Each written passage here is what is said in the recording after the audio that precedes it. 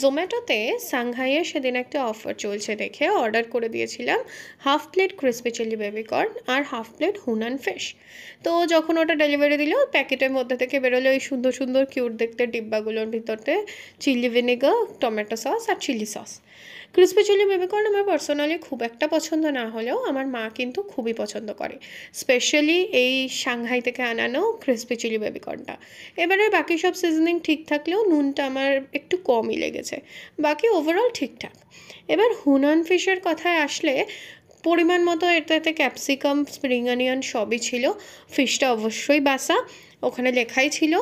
তো ফিশে বাসা হলেও বাসার টুকরোগুলো অত্যধিকই পাতলা এবং কোটিংটা একটু বেশি মোটা। এছাড়া গ্রেভিটা মাইল্ডলি স্পাইসি, বেশ সুন্দরই খেতে ছিল।